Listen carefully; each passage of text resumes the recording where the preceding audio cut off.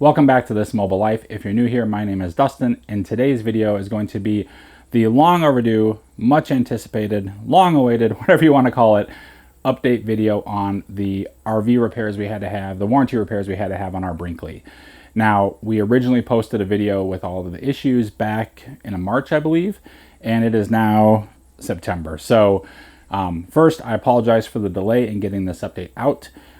It started for two reasons. Number one, we wanted to make sure that there was enough time before kind of providing these updates to make sure that the repairs held. And then I ended up changing jobs. So that took a lot longer than anticipated. I had to offboard from the old company, onboard with the new company, had to have a lot of FaceTime, pretty big transition as I'm full-time remote. So that just delayed us in the ability to get this video out. So that being said, without further ado, I'm going to walk through the RV. Now, full disclaimer, I have Post-it notes stuck all over the RV so I don't forget to tell you about some of the repairs because it's been a while. So if you see yellow Post-it notes, that's what that's all about. And I'm not going to go through everything today. We had a list of somewhere around 30 items. Some of them were pretty tiny, some of them were very big, but I'm going to go through kind of the main ones, some of the small ones, obviously the big ones. And then the other thing is after that, I will tell you about a conversation I had with Micah Staley, who is one of the owners of Brinkley RV and is also the person in charge of the Model Z line, which is what our RV is.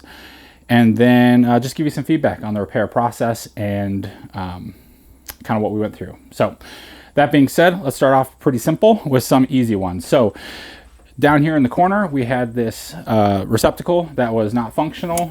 They replaced that. It was just a defective part. Nothing really Brinkley could have done about it. It was just a bad part. They replaced it. End of story. Pretty straightforward.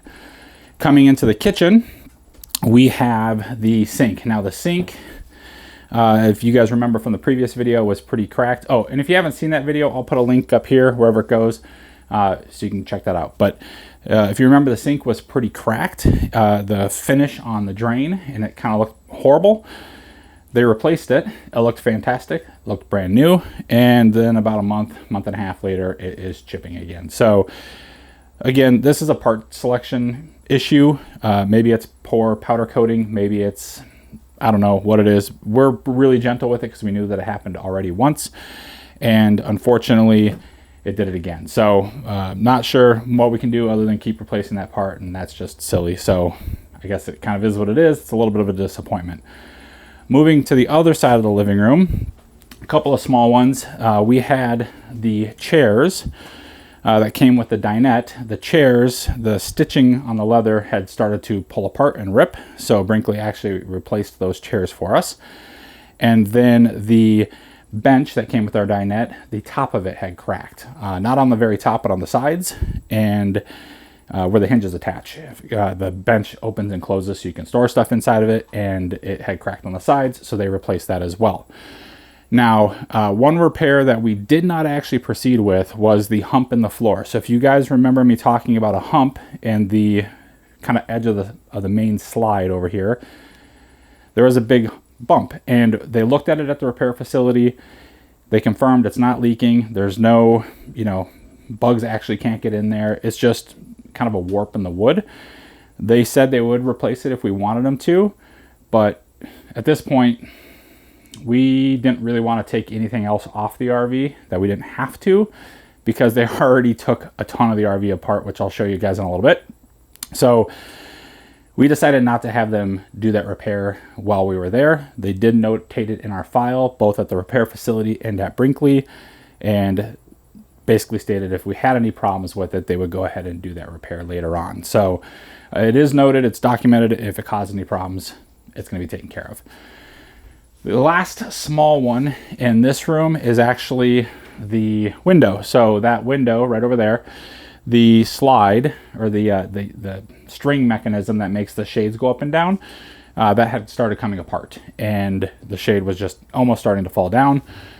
That was a very simple one. They actually didn't have to replace anything. They just had to kind of refix and reattach the fastening part that holds the shade up. So pretty good there. All right, moving on to the kids' room. This is where we start getting into some of the larger problems. So let's see here. Over here, these boards, all of these boards were coming off. and it was because the screws were very, very short and they were falling out, and there wasn't very much glue behind there either, so they were just kind of flopping around. They are rock solid now. Can't move them. I don't know how much glue they put behind there, but those boards are not coming off. The other part of this corner where the board was pushing down into the plastic trim on the bottom, that one has been fixed. It's no longer that close to dragging on the floor and tearing up the floor, but it looks kind of janky. I don't know if there's much else they could have done with it, just because it's mostly plastic down there, but it is kind of bowed up a little bit. Doesn't look the best, but it's fully functional, not going to cause any problems, and that was my main concern. Moving over to the lamp, that just had a bad button, and that has been fixed. Good to go there. The big one in this room was the leak in the corner, and this is our first major issue. We found out, however, it was not the slide that was leaking. Instead, it was the power outlet connection on the outside of the RV.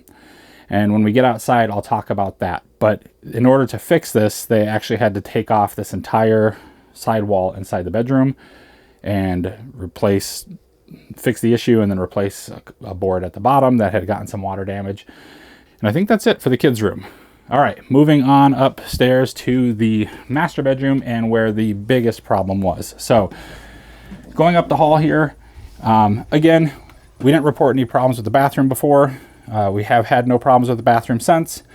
It's been rock solid, no plumbing, no water, no issues in there at all. So awesome. Okay, moving into the bedroom. The first issue we had was come back, camera. The first issue we had was this corner over here. Now this corner was leaking just a little bit whenever it would rain really hard. They confirmed that there was some little pieces in the corner where water is meant to drain out that weren't kind of situated properly, and they fixed that. The next big issue that we had was the bed. So on our way to Shipshewana RV repair facility, the bed actually got stuck going in and out and started coming in sideways, and it was not good. The base of the bed was breaking and cracking, and I put a video out about that. I'll put the link up here if you want to see that, but it was not good. So when we ended up getting it back in, but what ended up happening, what Brinkley said happened, was there's motors in these walls to move the bed up and down, in and out. And one of the wire harnesses that controls the motor, supposedly there was something wrong with it. It was a bad wire harness, a pinched wire, something like that. So they actually replaced that entire wire. We have not had a problem with that since. The last big issue, and this is the biggest one, is the corner over here where we had the crack. So they have since replaced, they fixed the issue. They've replaced the entire inside fascia and all the board kind of stuff that you can see, and there's obviously no crack anymore. We have had probably about 4,000 to 5,000 miles of travel since, and we have not had a new issue. But let me take you outside and show you what actually had to be done and the kind of major extent of the problem. So let's head outside. So this is probably a better place to talk about a lot of these major issues that we're gonna see today. Now that we're outside, it's a little bit easier to talk about some of the major repairs and what needed to be done. First thing I want to address is frame flex. Was this frame flex? Everybody in the comments was asking, is this frame flex? They were saying it is frame flex. Some people were saying it's not frame flex. And for anyone that's not aware what frame flex is, it is where this area, this kind of nose area of the RV, flexes more than it's supposed to. And I can confirm our RV did not have an issue with frame flex. We had the shop and Brinkley measure it. There was only 1/8 of an inch difference from when the RV is sitting on the ground to when the RV was on the hitch, which is totally within the tolerance limits of the frame. That's not what was causing our issue. However, there were significant issues that needed to be fixed, which resulted in needing to take out all the slides, the entire front cap, this area right here, and all of the fiberglass from this side of the RV, as well as a little piece on the other side of the RV. And what had happened is there was a weld that broke in the wall right there that had started causing the problems, and there were stress fractures here and here and here on top of these corners and the slides that were starting to crack within the fiberglass. So everyone's going to ask, if it wasn't frame flex, what was it? And there was an issue with the frame, but it was the main rail on the bottom.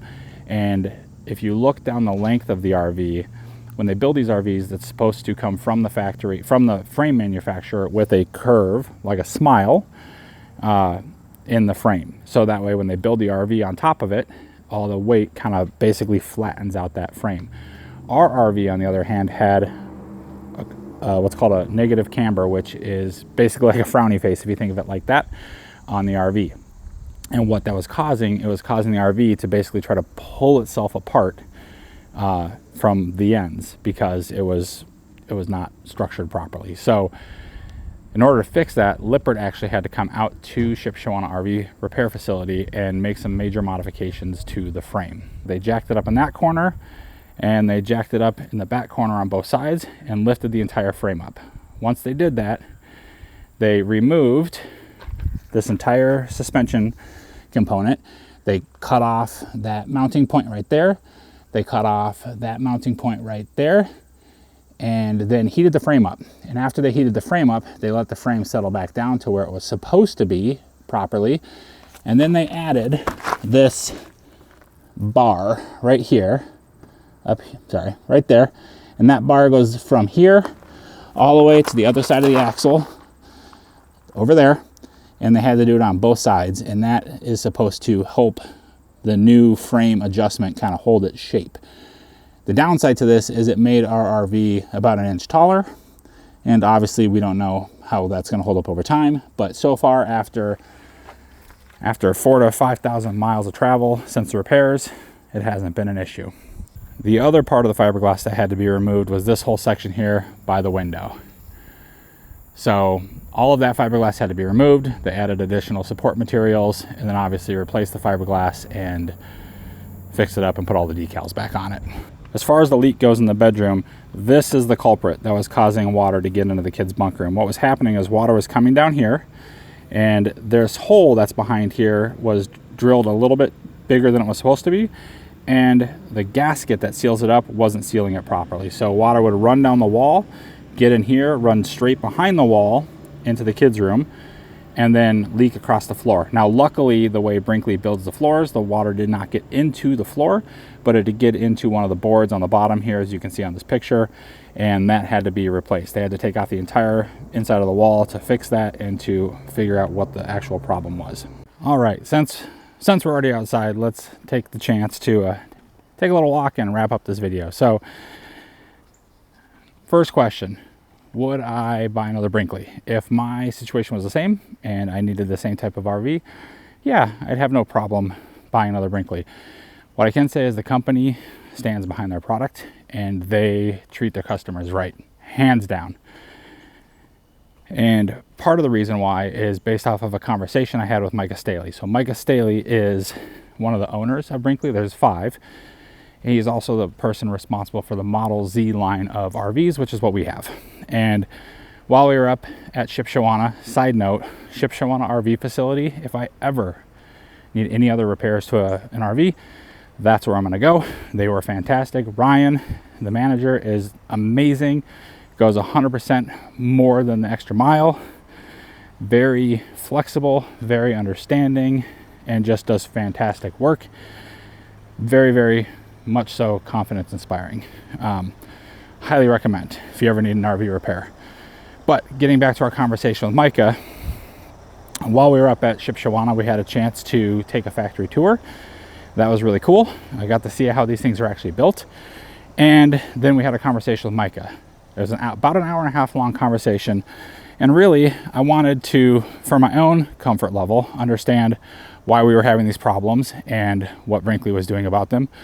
But also wanted to be able to report back to you guys, like, same stuff. Why are these problems happening, and what is Brinkley doing about it? So during that conversation, we talked about all kinds of stuff. We dove into the technical side of the issues and all the testing that they've done and the repairs that they've done and what they've learned. A couple of things. Number one, no RV that has come back for repair has actually had frame flex as most people would understand it, where the kind of the front of the RV is flexing more than it's supposed to be. That was pretty cool. Number two, they have not had the issues that we're seeing. Our RV is an early production model RV. It's about VIN number 2001, I believe. And they have not seen any of these issues present themselves since VIN number 4000. So anything obviously that is broken, they are fixing. But pro tip, if you're buying an RV used, make sure you're buying after VIN number 4000. As far as what the issues were and what caused them, I don't want to make excuses for Brinkley. I don't feel like Micah was trying to make excuses to me. There were a couple key factors that caused these issues to happen outside of the frame issue. The frame issue that we had with the camber is probably just a fluke, hopefully just a fluke. That's a Lippert frame. It's not a Brinkley product. They just build the RV on top of it. But all of the other issues, a lot of it comes down to glue. So Brinkley worked with a manufacturer in the early production models and a supplier who provided the glue.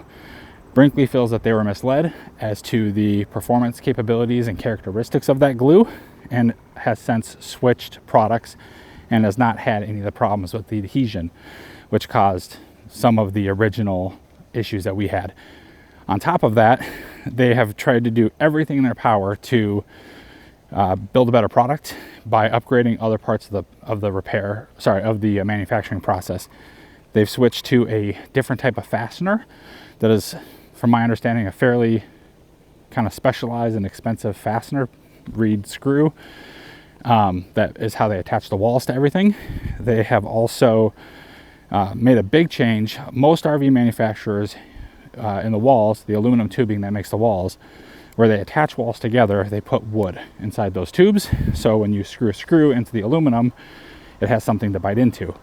The problem with wood is that it can split and it can crack. So Brinkley has switched from wood, and I actually saw this in the factory tour because they were building much higher VIN numbers now, and they're using a composite material that they're putting inside the tubing that they can now screw into, and it is much more rigid or much more sturdy, much stronger performance basically for that screw to bite into and to hold the walls together. They've also gone up in size in the fasteners that they're using to hold these things together. So all that being said, I will say Brinkley treated us fairly. They have extended our warranty, actually, from the original end date. They have notated anything that we've had issues with. So if we have a recurring issue, it will be taken care of. And they took care of us throughout the process.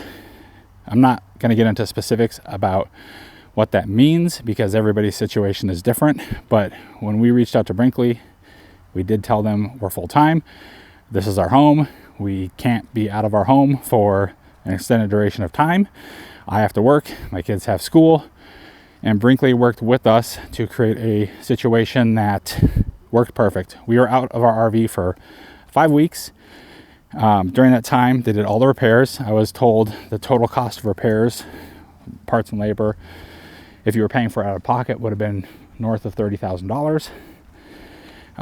But they got everything taken care of, got our RV back as fast as they possibly could, and everything's been holding up. We haven't had any issues. So would I buy another Brinkley if my situation was the same and my needs were the same and I was looking for another RV? Yeah, I'd have no problem buying another one. The best thing is they stand behind their product. The people are amazing. Our customer care representative, Allison, was amazing. Micah was amazing. The repair shop that they contracted with right down the road from the factory was amazing. So yeah, it's not common. You see a company that stands behind their product like that. And like we talked about in a previous video, we don't expect anybody to be perfect. These things are made by people, but how a company handles the situation, how they take care of their customers, that's really what's going to set them apart and has been setting them apart. So a lot of information, and hopefully that answers some of your questions. And yeah, thanks so much for watching. If you have any more questions or comments, please feel free to drop them in the comment section below. Otherwise, have a great day, and we'll see you out there.